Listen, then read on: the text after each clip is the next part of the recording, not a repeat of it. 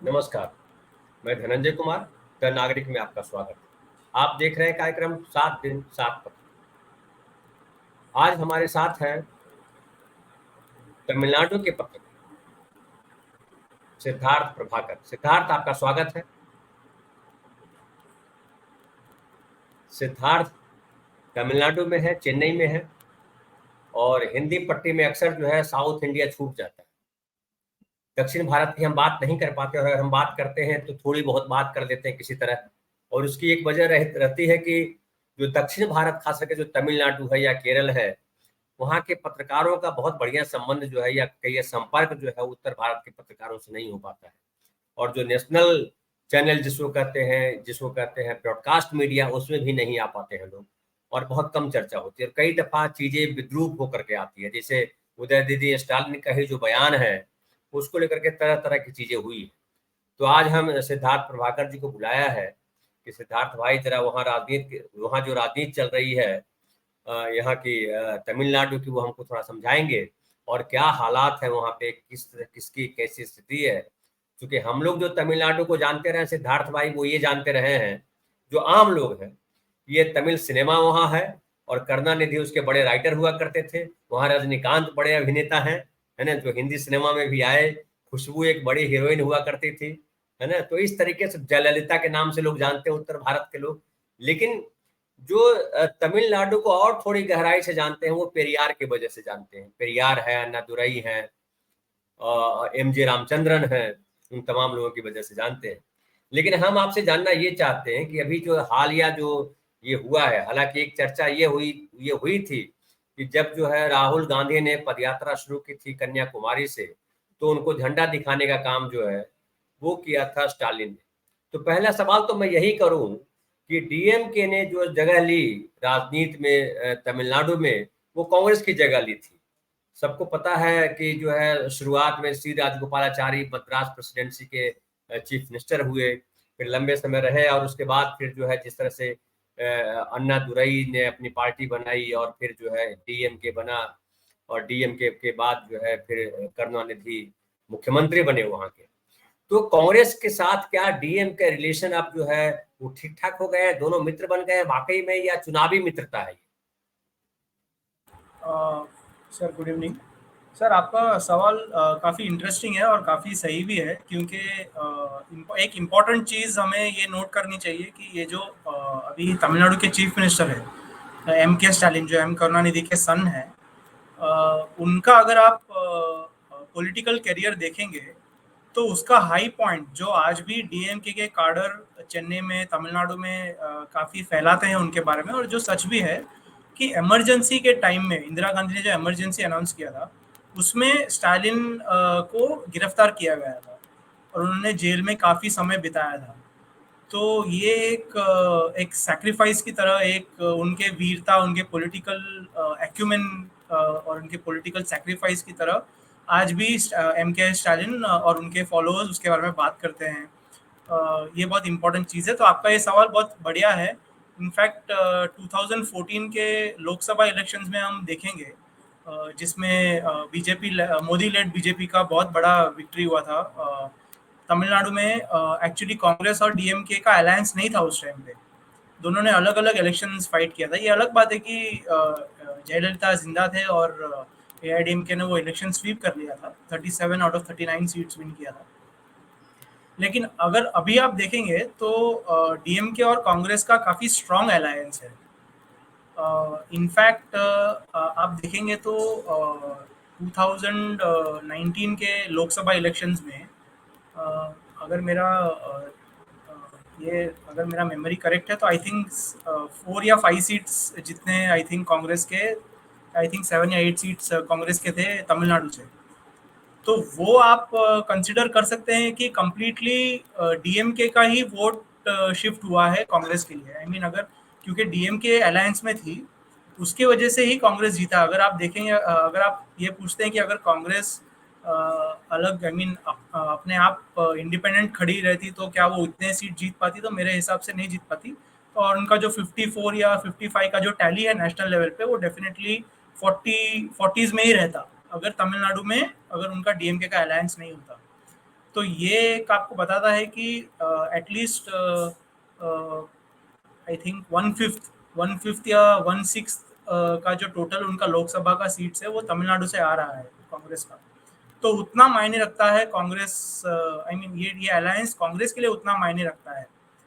और अगर आप देखेंगे तो डीएमके के साइड पे भी इवन 2019 के इलेक्शंस में एम के स्टालिन जो उस टाइम पे डीएमके को लीड कर रहे थे, उस टाइम पे ऑलरेडी लीड, करुणानिधि की मौत हो गई थी 2018 में, तो स्टालिन लीड करते, उन्होंने बहुत क्लियरली बोल दिया था कि उनके prime minister candidate Rahul Gandhi है।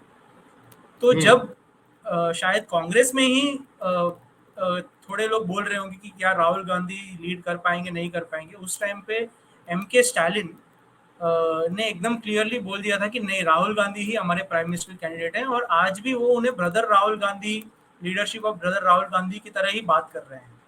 और इंडिया अलायंस में डीएमके का रोल बहुत इंपॉर्टेंट है। अगर आप देखेंगे तो आई थिंक जो कन्वेनर या जो टॉप लीडर्स का जो लिस्ट एक दिया था इंडिया अलायंस ने, उसमें एम के स्टालिन का नाम दूसरा या तीसरा था। तो ये अलायंस तो एक्चुअली अगर आप देखेंगे तो स्टेट इलेक्शंस, असेंबली इलेक्शंस में स्ट्रिक्टली स्पीकिंग डीएमके को कांग्रेस की जरूरत नहीं है, क्योंकि आज सिंपल मेजॉरिटी अगर हम देखेंगे तमिलनाडु असेंबली में 118 सीट्स, वो सिंपल मेजॉरिटी डीएमके को ऑन इट्स ओन है, उसका खुद का है, मेजॉरिटी है, तो उनको कांग्रेस के एमएलएस की जरूरत नहीं है। लेकिन वो कोalition धर्म उन्होंने फॉलो किया है। माइनॉरिटीज कमीशन के जो प्रेसिडेंसी या वाइस प्रेसिडेंसी उन्होंने कांग्रेस के पीटर अल्फोंस को दिया है, और वो एक कोalition धर्म फॉलो कर रहे हैं, और वो एक नेशनल लेवल कोalition बनाने के तौर पे वो फॉलो कर रहे हैं। तो अगर आप तमिलनाडु की बात कर रहे हैं तो डेफिनेटली कांग्रेस को डीएमके की ज़्यादा ज़रूरत है, लेकिन डीएमके का पॉलिटिकली आप देखेंगे तो वो एक मोदी लेड बीजेपी को नेशनल लेवल पे अपोज करने का उनका एक स्टैंड उन्होंने लिया है, और उनको पॉलिटिकली एकदम स्मार्ट है। उनको पता है कि खुद वो नहीं कर पाएंगे, क्योंकि डीएमके की पहुंच तमिलनाडु के बाहर उतनी नहीं है। तो उनको पता है कि उनको कांग्रेस के साथ रहना पड़ेगा अगर नेशनली उनको बीजेपी को अपोज करना है। तो उस तरीके से उन्होंने ये बहुत एक मजबूत अलायंस बनाया है कांग्रेस के साथ। और मैंने इसलिए कहा कि मुझे जो याद आता है कि जब जब श्रीलंका में तमिल आंदोलन चल रहा था और वहाँ पे जिस तरह की चीजें हुई थी, उसमें डीएमके बड़ा खिलाफ थी। कांग्रेस ने जिस तरह का मूव लिया था उससे डीएमके और कांग्रेस के रिश्ते अच्छे नहीं थे, खासकर करुणानिधि बड़ा विरोध किया था। हालांकि बाद में करुणानिधि आ गए थे कांग्रेस के साथ, और उसी समय जो है वहाँ पे लिट्टे का सफाया हो गया एक तरह से समझिए श्रीलंका में। और उस पर तो अभी वहाँ के क्या हालात हैं? ये जो उदयनिधि स्टालिन ने जो बयान दिया है सनातन धर्म को लेकर के, हालांकि बाद में उनकी सफाई आई कि ये सनातन धर्म को लेकर के बयान नहीं है, सनातन धर्म में जो कुरीतियां हैं, जो गैर बराबरी है, जो जातीय भेदभाव है, उसको लेकर के हमने कहा कि उसको खत्म किए जाने की जरूरत है। तो इस बयान पे तमिलनाडु के लोग किस तरह से रिएक्ट कर रहे हैं? सर, एक बात आपको समझनी चाहिए कि जो उदयनिधि स्टालिन ने जो सनातन धर्म, बेसिकली उनका कमेंट आपको उस तरीके से देखना चाहिए कि जो डॉक्टर बी.आर. अम्बेडकर है, पेरियार है, और जो दूसरे हिंदू रिलीजन में जो कास्ट इनइक्वालिटीज़ के बारे में जिन्होंने जो भी रिफॉर्मर्स ने सवाल उठाए हैं, वही सवाल उदयनिधि स्टालिन ने उठाया है। उन्होंने ऑफकोर्स ये सनातन धर्म का इस्तेमाल करके बेसिकली उन्होंने हाईलाइट किया है कि हिंदू रिलीजन में जो आज भी काफ़ी बड़े पैमाने पे जो दलित्स या कास्ट बेस्ड डिस्क्रिमिनेशन होता है, उसके उसके ऊपर उन्होंने एक स्पॉटलाइट डाला है।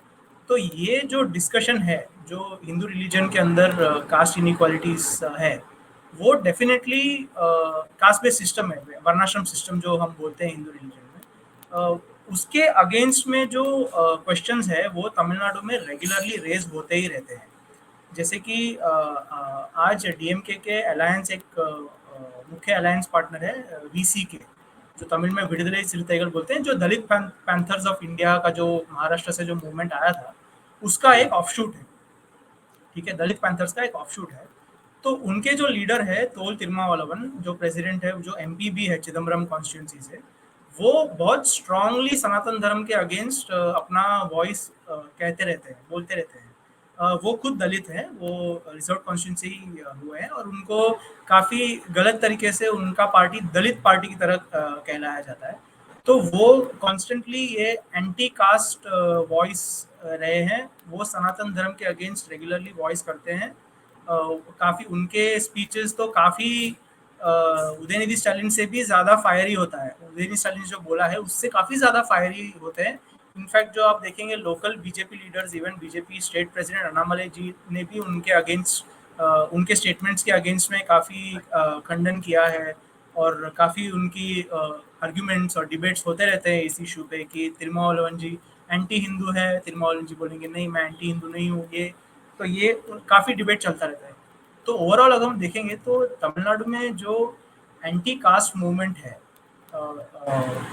तो उसके उसके उसके बारे में काफ़ी चर्चा होती रहती है, काफ़ी ओपनली डिबेट होती रहती है। आप देखेंगे जो द्रविडियन मूवमेंट है वो actually anti Brahminism, anti Brahminical rationalism जो रैशनलिज्म के उस पर खड़ी की गई है पेरियार। तो उसके जो करुणानिधि है वो काफ़ी स्ट्रॉन्ग फॉलोअर थे, वो एथिस्ट थे, वो नास्तिक थे। जो सीएम आज के सीएम है एमके स्टालिन वो भी नास्तिक है। उनके बेटे उदयनिधि स्टालिन जो स्पोर्ट्स और स्पेशल इम्प्लीमेंटेशन मिनिस्टर है वो भी उन्होंने ओपनली डिक्लेयर किया है कि वो नास्तिक है। लेकिन ऐसा नहीं है कि तमिलनाडु नास्तिक ये है। आपको आई मीन इंडिया में वर्ल्ड में सबको मालूम है कि तमिलनाडु में कितने बड़े बड़े टेम्पल्स है, इम्पोर्टेंट टेम्पल्स है, बहुत टूरिज्म टेम्पल टूरिज्म बहुत मशहूर है यहाँ पे। हर जाति अगर आप जाति के तौर पर देखें तो हर जाति के काफ़ी मशहूर टेम्पल्स है, काफ़ी रोड्स में शहरों में गाँव में काफ़ी टेम्पल का जो टेम्पल वर्शिप है वो काफ़ी रेगुलरली होता है। ऐसा नहीं है कि यहाँ पे नास्तिक ज़्यादा है और हिंदू रिलीजन तो कुछ है ही नहीं, ऐसा नहीं है। एक्चुअली यहाँ पे काफ़ी है, लेकिन जो एक रैशनलिज्म मूवमेंट है वो डेफिनेटली होता रहता है। और उसका जो काफ़ी एक्सपर्ट्स कहते हैं कि हिंदू रिलीजन के काफ़ी डिफरेंट मैनिफेस्टेशंस है। उस तरीके से काफ़ी, मैं एक्सपर्ट नहीं हूँ थियोलॉजी या हिंदू रिलीजन में, तो मुझे उससे उतना कहना नहीं आएगा, लेकिन जितना मैंने पढ़ा है उसके काफ़ी मैनिफेस्टेशंस है और लोगों का जो बिलीफ है हिंदू रिलीजन में वो काफ़ी डिफरेंट है। काफ़ी डिफरेंट गॉड्स और गॉडेसेस है, तो एक काफ़ी सिंक्रेटिक कल्चर है। और इम्पॉर्टेंट चीज़ ये है कि यहाँ का जो progressive writers movement, progressive artist movement, even आप फिल्म देखेंगे, पॉपुलर फिल्म, जैसा नहीं कि art house film, even popular films में पॉपुलर एक्टर्स कास्ट के अगेंस्ट आवाज़ उठाते हैं, डायलॉग्स बोलते हैं। जो राइटर्स है, डायरेक्टर्स है, काफ़ी स्ट्रॉन्ग मूवमेंट है। जैसे कि आप देखेंगे कि इवन रजनीकांत ने भी कबाली काला में दलित कैरेक्टर्स किया है। अंबेडकर गांधी का जो वो सूट पहनना या उस एक पर्टिकुलर तरीके से रहना, उसके बारे में डायलॉग्स बोला है। अगर आप नेशनल अवार्ड फिल्म असुरन देखेंगे तो वो एंटी दलित वायलेंस के ऊपर ही बेस्ड था वो मूवी। तो धनुष ने एक दलित कैरेक्टर का ये किया था, रोल निभाया था। तो ये डिबेट्स रेगुलरली बहुत मेन स्ट्रीम में, ऐसा नहीं कि सिर्फ आर्ट हाउस या फिर एकेडमिक सर्कल्स में, मेन स्ट्रीम में डिस्कस और डिबेट होता है। तो अच्छा, रजनीकांत का आपने जिक्र किया, थोड़ा सा रजनीकांत पे आ जाता है कि ऐसी चर्चा चली थी कि रजनीकांत जो है बीजेपी ज्वाइन करने वाले हैं। यहाँ जब आए थे उत्तर भारत में अपनी फिल्म के प्रचार में, अभी जेलर के प्रचार में, तो उत्तर प्रदेश गए और उन्होंने जो है उत्तर प्रदेश के जो मुख्यमंत्री है योगी आदित्यनाथ, उनके पांव छू करके उनको प्रणाम किया। तो उस पर भी एक अलग किस्म की चर्चा हुई। तो क्या आपको लगता है कि रजनीकांत जो यहाँ आए वो वाकई हिंदू धर्म के प्रति उनका ये है और वो एक अलग पार्टी कुछ खड़ी करना चाह रहे थे, वो क्यों नहीं खड़ा कर पाए? मतलब उसकी क्या वजह थी? सर पहली बात तो ये है कि रजनीकांत बहुत स्टॉन्च हिंदू है, हिंदू फॉलोअर, बहुत स्टॉन्च हिंदू फॉलोअर है। जैसे कि उन्होंने जो बाबा का नाम मुझे एग्जैक्टली याद नहीं है, लेकिन वो एक बाबा में मानते हैं।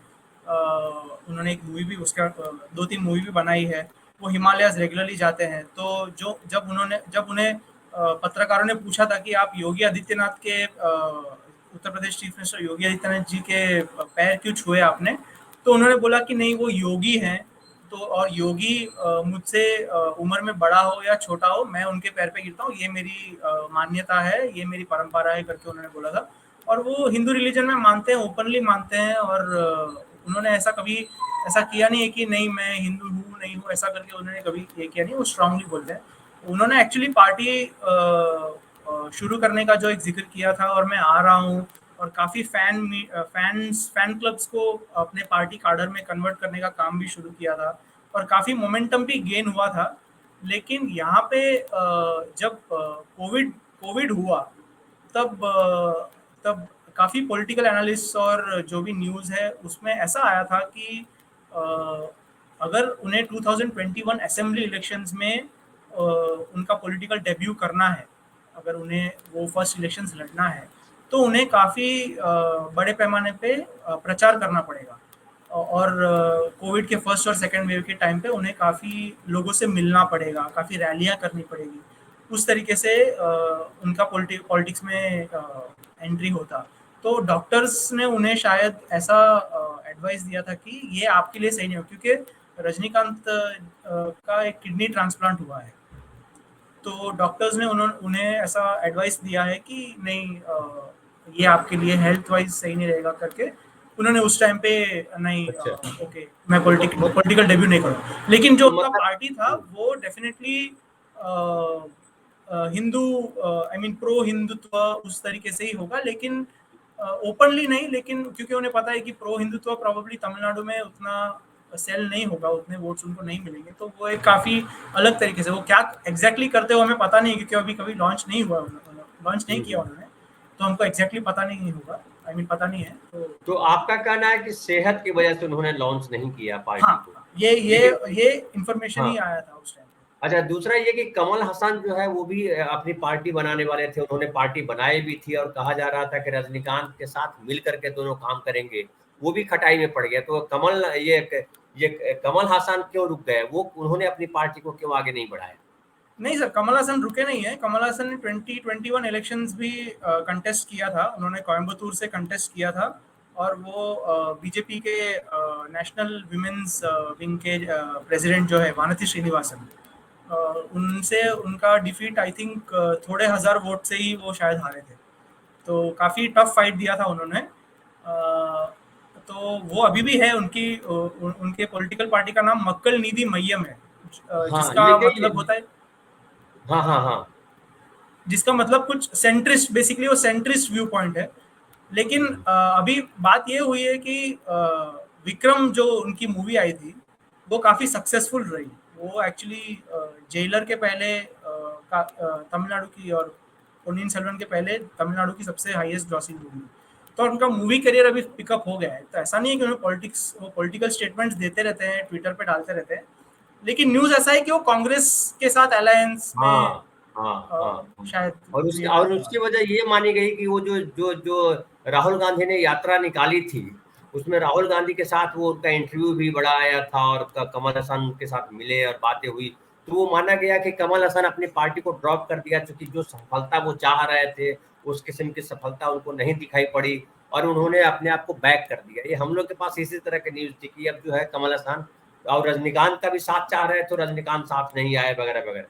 तो क्या उनके संभावना है कि कांग्रेस में ज्वाइन कर सकते हैं, ये अपनी पार्टी को मर्ज कर सकते हैं कमल हसन, ऐसा लगता है? सर एक्चुअली एक आध साल के पहले ऐसा न्यूज़ आया था कि वो शायद एमएनएम मक्कल नीधि मय्यम को कांग्रेस में मर्ज करने वाले हैं, लेकिन उसके बाद उन्होंने बोला कि नहीं, ऐसा कुछ न्यूज़ नहीं है। लेकिन लग तो ऐसा रहा है कि शायद कांग्रेस के साथ अलायंस में होंगे या मर्ज करेंगे। देखिए, जो कमल हासन है ना, वो भी अपने आप को एक रैशनलिस्ट कहते हैं, ठीक है, वो भी द्रविडियन मूवमेंट के फॉलोअर है, रैशनलिस्ट कहते हैं अपने आप को।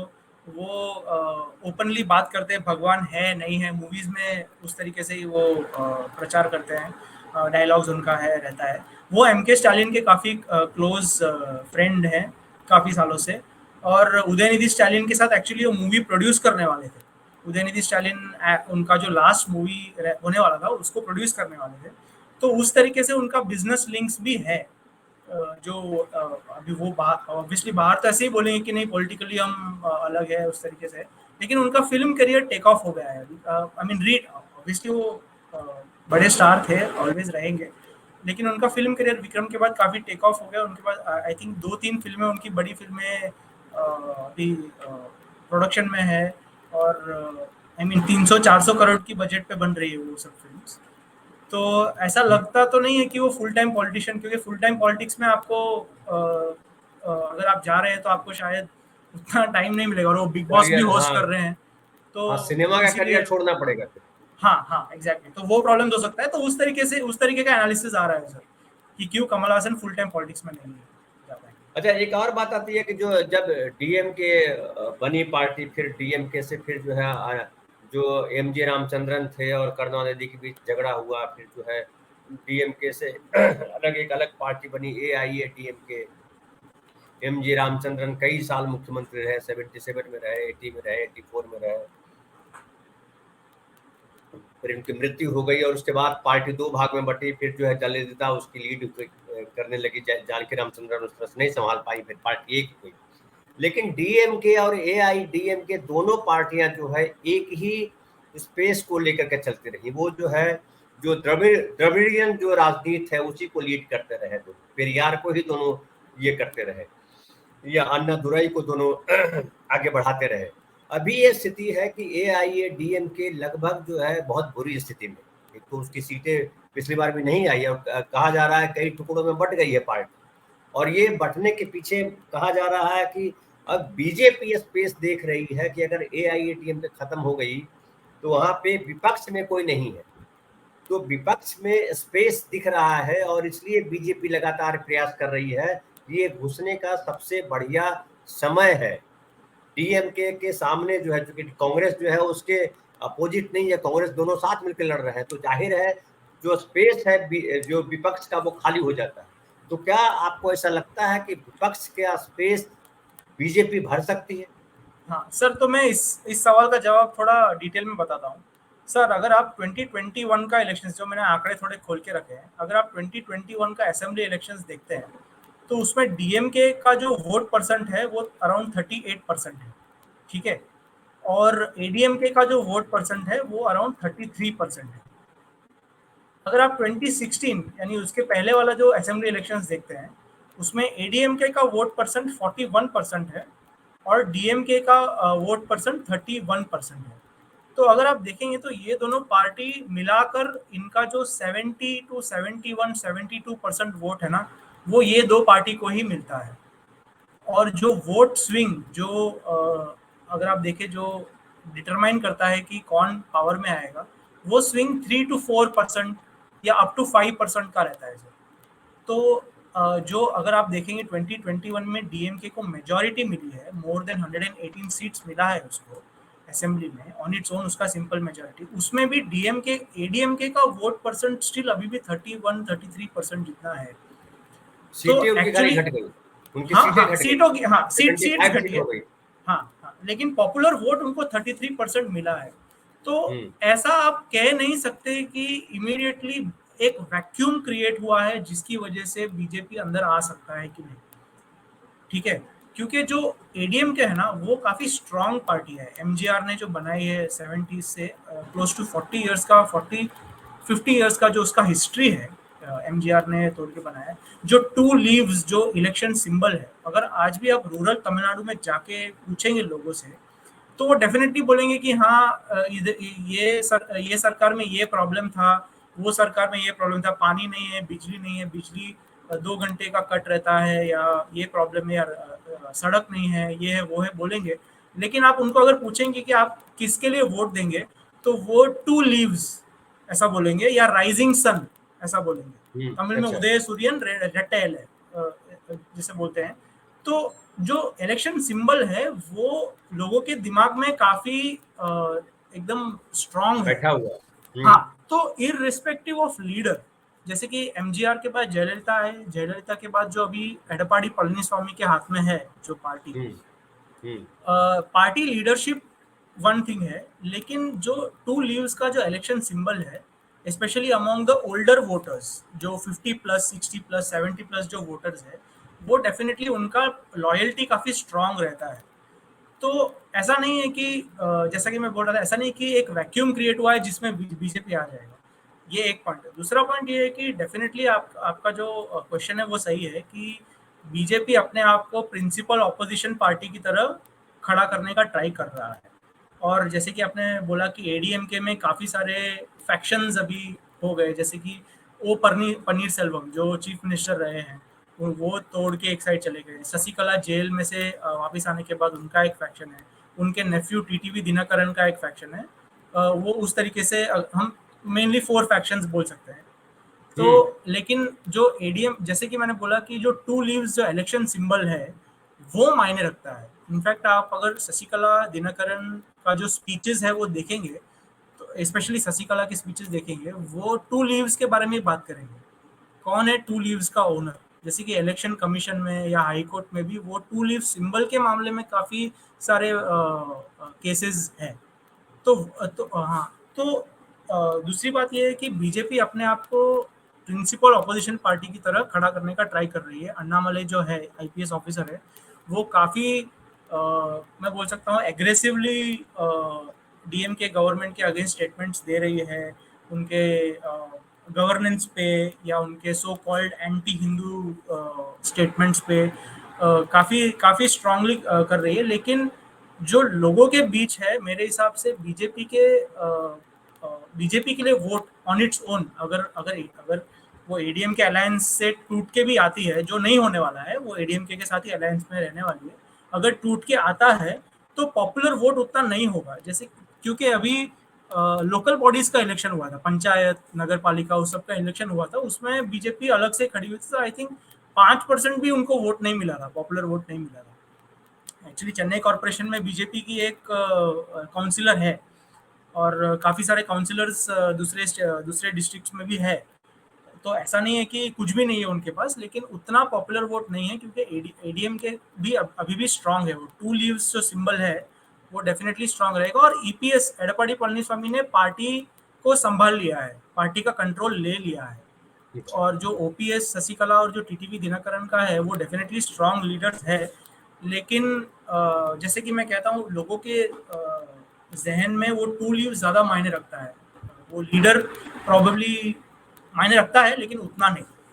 जो पार्टी सिंबल है ज्यादा इंपॉर्टेंट हो जाता है। पार्टी सिंबल इंपॉर्टेंट है और ईपीएस ने अपने आप को काफी स्ट्रांग लीडर प्रूव किया है। जैसे कि 2021 में फिर से वही बोल रहा हूँ, जिसमें डीएमके को मेजॉरिटी मिली, उसमें भी एडीएमके ने 33% वोट लिया है। अगर हम बीजेपी का जो 3% 2.5% अगर काउंट नहीं करते हैं तो भी 33% वोट ईपीएस को मिलना वो ईपीएस के लिए काफी इंपॉर्टेंट विक्ट्री की तरह एक्चुअली पॉलिटिकल एनालिस्ट ने उसको ईपीएस के लिए काफी बड़ा विक्ट्री ऐसे कहा था। तो ये जो प्रधानमंत्री ने जब नया संसद भवन बनाया और वहां सेंगोल लेकर के गए और तमिलनाडु से जो है ब्राह्मणों को बुलाया, तो यहाँ बहुत प्रचारित हुआ कि वो सब इसलिए कर रहे हैं कि दक्षिण भारत में वो घुसना चाह रहे हैं और सेंगोल के भरोसे वो घुसेंगे। क्या आपको लग रहा है वहां की सेंगोल यहाँ स्थापित करने से तमिलनाडु में जो है मोदी जी के प्रति या मोदी जी को लेकर के लोकप्रियता बढ़ी है और लग रहा है कि बहुत बड़ा काम हो गया है, हमको बीजेपी के साथ जाना चाहिए, ऐसा लगता है कहीं? सर एक्चुअली अगर आप देखेंगे तो तमिलनाडु के काफ़ी पार्ट्स में जो नेशनलिस्टिक फीलिंग है, जैसे कि नॉर्थ में ऐसा लोगों को लगता होगा कि तमिलनाडु सेपरेटिस्ट है, तमिलनाडु डीएमके तमिलनाडु को अलग कंट्री बनाना चाहता है, तमिल अलग नेशन है। ऐसा ऐसा ऐसा मेरे ख्याल में ऐसा नहीं है। एक्चुअली अगर आप देखेंगे तमिलनाडु में काफ़ी डिस्ट्रिक्ट्स में से आर्मी में काफ़ी लोग भर्ती होते हैं। अगर आप देखेंगे तो इवन सेंट्रल गवर्नमेंट सर्विसेज में भी तमिल्स है, काफ़ी सर्विस है। आर्मी नेवी एयरफोर्स अगर आप देखेंगे तो काफ़ी सारे तमिलियंस अच्छे पोजीशन में भी है, जवान के पोजीशन में भी है, ये सब है। नेशनलिस्टिक फीलिंग्स काफ़ी स्ट्रांग है तमिलनाडु में, लेकिन थोड़ा कल्चर और या उसको दिखाने का तरीका वो थोड़ा अलग है, उस तरीके से है। तो नरेंद्र मोदी जो प्राइम मिनिस्टर है उनके प्रति डेफिनेटली एक गुड फीलिंग है तमिलनाडु के काफ़ी सारे पॉकेट्स में। ऑफ कोर्स जब डीएमके अपोजिशन में थी तो गो बैक मोदी का बलून वलून छोड़ा था या ये सब हुआ था, वो तो पॉलिटिक्स है, वो तो चलता रहता है, ऐसा है। लेकिन आप पॉलिटिकल लीडर की तरह अगर आप पॉलिटिक्स या बीजेपी को वोट मिलेगा, वो एक्चुअली क्वेश्चनेबल है। प्रॉबेबली से आप थोड़े कॉन्स्टिट्यूंसीज में अगर से कोयम्बतूर ऐसे पॉकेट्स में आप देख सकते हैं, या फिर कन्याकुमारी डिस्ट्रिक्ट, ये सब पॉकेट्स में डेफिनेटली बीजेपी की पॉपुलैरिटी है, जहाँ पे अगर मोदी कंटेस्ट करे तो काफ़ी अच्छे मार्जिन से विन कर पाए, ऐसी संभावना है। लेकिन ओवरऑल मुझे लगता नहीं है कि बीजेपी को उतना बड़ा फुटहोल्ड मिलेगा तमिलनाडु में। और सेंगोल इंसिडेंट से ऐसा सेंगोल हो सकता है, या फिर बाद में जब महाबलीपुरम में जो चीन के प्रेसिडेंट के साथ जो वो हुआ था, या फिर बाद में अगर आप नो कॉन्फिडेंस मोशन देखेंगे तो उसमें उन्होंने काफ़ी टाइम स्पेंड किया था ये बताने के लिए कि आपने तमिलनाडु में कांग्रेस कितने सालों से पावर में नहीं रही। तो ये सब ऐसा दिखता है कि डेफिनेटली सेंट्रल बीजेपी लीडरशिप है वो तमिलनाडु पे काफ़ी फोकस कर रही है, कि चाहती है कि अगर ये इलेक्शन में नहीं तो एटलीस्ट अगले इलेक्शन में अच्छा परफॉर्मेंस होना चाहिए बीजेपी का। उस तरीके से वो काफ़ी, अगर आपको, मुझे पता नहीं है कि आपको पता है कि तमिलनाडु में एक काफ़ी स्ट्रॉन्ग रूमर काफ़ी महीनों से चल रहा है कि prime minister Narendra Modi 2024 elections में वाराणसी और रामेश्वरम, ये दोनों कॉन्स्टिट्यूंसी से कंटेस्ट करने वाले हैं। ऐसा एक काफी स्ट्रॉन्ग रूमर चल रहा है। एक्चुअली वानाथी श्रीनिवासन, अन्नामले, ये सबको सवाल भी पूछा गया है। अच्छा, कि क्या मोदी, हाँ, इसीलिए वो काशी तमिल यात्रा सब उन्होंने शुरू किया था, रामेश्वरम और काशी। तो ये बतलाइए कि क्या अगर ऐसा होता है कि काशी और रामेश्वरम को अगर चुनते हैं, रामेश्वरम को, तो क्या काशी जैसी जीत वहां मिल पाएगी? काशी जितना जीत मिल पाएगा कि नहीं वो डाउटफुल है, क्योंकि जैसे कि मैं बोल रहा था कि स्ट्रॉन्ग टक्कर यहाँ पे जो डीएमके है, डेफिनेटली जो ऑर्गेनाइजेशनल स्ट्रेंथ और वो सब है, वो सब अगर हम कंसिडर करें तो डेफिनेटली उतना इजी विक्ट्री नहीं होगा। विक्ट्री होगा कि नहीं वही हमें पता नहीं है। मोदी जी पहले रामेश्वरम से खड़े होंगे कि नहीं वही पता नहीं है। तो नॉर्थ इंडिया में, हाँ, नॉर्थ इंडिया में जैसे कि अगर हम गुजरात देख ले, गुजरात में अगर मोदी जी कोई भी सीट पे खड़े हो जाए, उनको एक प्रचार करने की भी जरूरत नहीं, वो इजीली बिगेस्ट विक्ट्री जीत पाएंगे। लेकिन ऐसा हम रामेश्वरम के बारे में नहीं कह सकते। अच्छा, एक और अगर समझिए कि जो वहाँ के नेशनलिस्ट हैं, जो तमिलनाडु को खास करके, क्या वो चाहते हैं कि वहाँ से केंद्र से बीजेपी की सरकार हटे और कांग्रेस की सरकार आए, डीएमके शामिल हो, ऐसा कुछ है क्या उनके अंदर के लिए? किसके जैन में सर? जो वहाँ के नेशनलिस्ट हैं या जो और दूसरे जो आम लोग हैं, उनके भीतर तमिलनाडु का अपना है, लंबे समय से वो डीएमके या एटीएमके की राजनीति चल रही है, लेकिन केंद्र में जो राजनीति चलती है वो बीजेपी की राजनीति है या कांग्रेस की राजनीति भी है। चाहे बीजेपी सरकार बनाएगी जगह, चाहे कांग्रेस सरकार बनाएगी, डीएमके तो सरकार बनाने से रही दिल्ली में। तो वैसी स्थिति में क्या उसकी पसंद जो है, जैसा डीएमके ने चुना है वैसा ही है, या जैसा एआईएडीएमके बीजेपी के साथ जाना चाहती है, जाती अब का अलायंस है, उसकी तरफ ज्यादा झुकाव रहेगा? सर 2019 इलेक्शंस में तो डेफिनेटली तमिलनाडु ने बहुत स्ट्रॉन्ग वोट मोदी के अगेंस्ट ही दिया था। बिल्कुल डेफिनेटली, हाँ। इवन दो 39 जैसे कि आपको पता है 39 में से 37 सीट्स मिली थी इन लोगों को, वो 2014 में सर। 2019 में तो शायद नहीं, 2019 की ही बात है। 2019 में 39 में से 37 सीट्स जो है डीएमके कांग्रेस को मिली थी। नहीं सर, 38 मिली है। सिर्फ एक ही एमपी है एडीएमके का। अच्छा, और रविंद्रनाथ राव ओपीएस के सन तेनी से विन किए थे उन्होंने। ओके, सिर्फ एक ही 38 विन है शायद। हाँ, और anyway complete sweep DMK plus Congress का ही। बिल्कुल सही। हाँ, बिल्कुल सही। तो सर मेरे ख्याल में जो मैं जितना मेरा रीडिंग है, आज का वोटर एटलीस्ट तमिलनाडु में बहुत स्मार्ट है। उसको अच्छी तरह से पता है कि वो स्टेट इलेक्शन के लिए वोट कर रहा है या सेंट्रल इलेक्शन के लिए वोट कर रहा है। तो उसको 2019 में वो वोटर्स को मालूम था कि वो सेंट्रल इलेक्शन में वोट कर रहा है, और फिर भी उन्होंने मोदी के अगेंस्ट ही वोट दिया था, डीएमके को ही वोट दिया था, यानी डीएमके प्लस कांग्रेस को ही वोट दिया था। तो वो डेफिनेटली लोकल फ्लेवर मेरे ख्याल में 2024 में मेरे ख्याल में बीजेपी एडीएमके अलायंस को वोट मिलेगा कि नहीं वो $1 मिलियन क्वेश्चन है। अगर आप एडीएमके का प्रचार भी, बीजेपी का प्रचार भी देखें थोड़ी जगहों में, वो किस तरीके से प्रचार कर रहे हैं, कि एक तमिल मंत्री बन सकता है क्या। अच्छा अच्छा। तो ऐसा नहीं है कि आप बीजेपी को वोट करिए तो तमिल मंत्री बनेगा, एडीएमके को भी वोट करेंगे तो भी एक कोई तमिल मंत्री बन सकता है। तो इस तरीके का भी प्रचार चल रहा है। तो बेसिकली वो कह रहे हैं कि अगर आप डीएमके को वोट करेंगे तो वैसे भी डीएमके पावर में नहीं आएगी सेंटर में, हम बीजेपी गवर्नमेंट में, तो आप इसीलिए ऐसे वोट करिए। तो उस तरीके का भी प्रचार चल रहा है। तो अच्छा, कांग्रेस का कितना बेस है? एक चिदम्बरम वहां से हैं, और पहले हुआ करते थे, और क्या मैं नाम अभी भूल गया, उन्होंने तमिल मनीला कांग्रेस पार्टी भी बनाई थी अलग होकर के। जी के वासके, मूपनार मूपनार मूपना, जी मूपनार के हुआ मूपना, करते थे। हाँ। तो हालांकि कांग्रेस तो शुरुआत में कांग्रेस ही वहां थी। तो हाँ कांग्रेस का कितना बेस है, मतलब सिमटा है या बढ़ा है, या राहुल गांधी की वजह से और बढ़ेगा?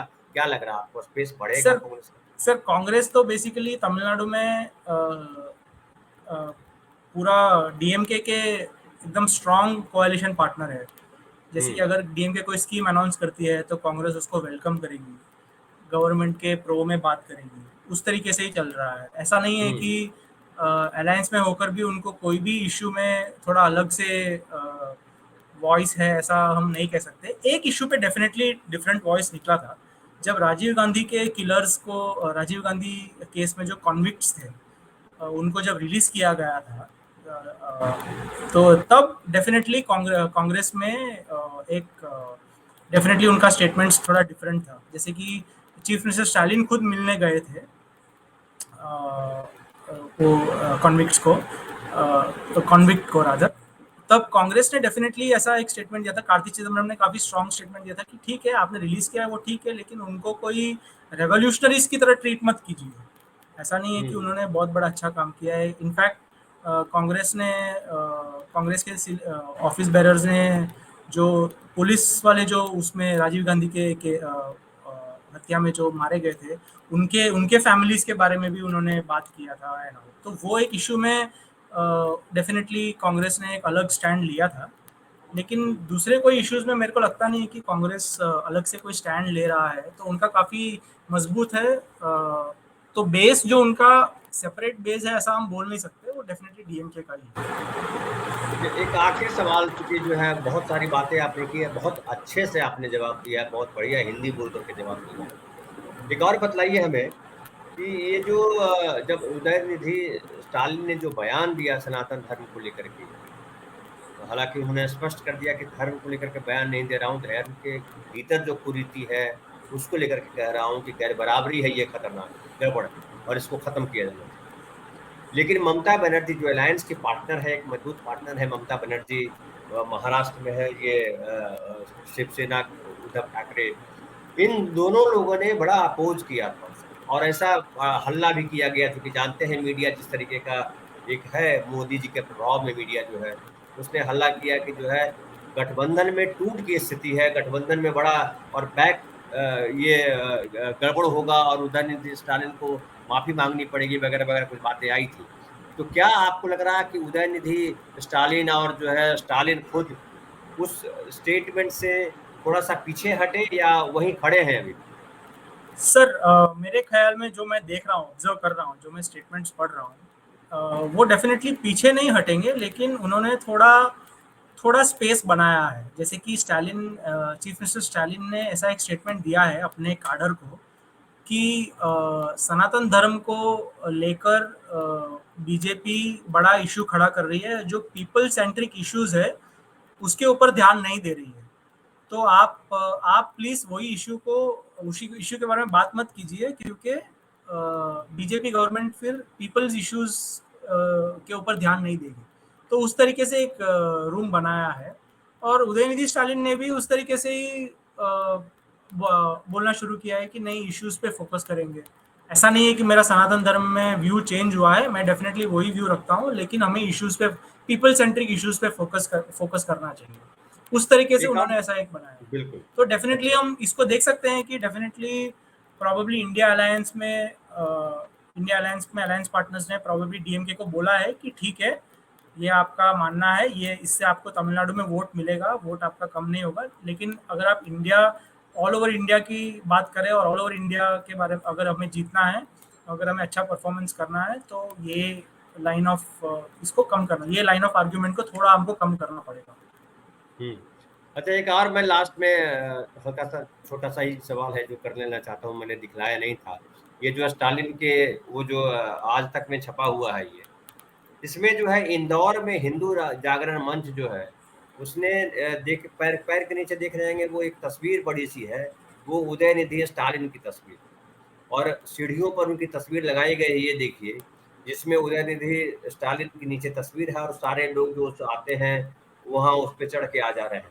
इस तरह की तस्वीर अगर देखते हैं वहां के लोग, तो क्या उनका कोई रिएक्शन है या नॉर्मल कोई नहीं, कोई जिसको जो करना है करो?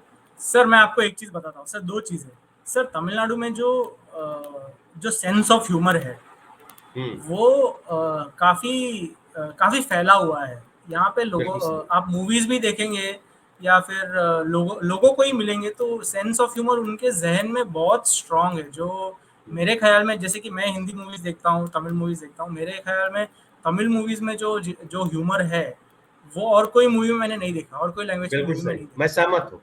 तो ये जो चीजें हैं ना, जो जैसे कि उनके उदयनिधि स्टालिन या कोई भी लीडर हो, उनके ऊपर पैर रखना, ये लोग उतना इम्पोर्टेंस नहीं देते, उसको हंस के ले लेते।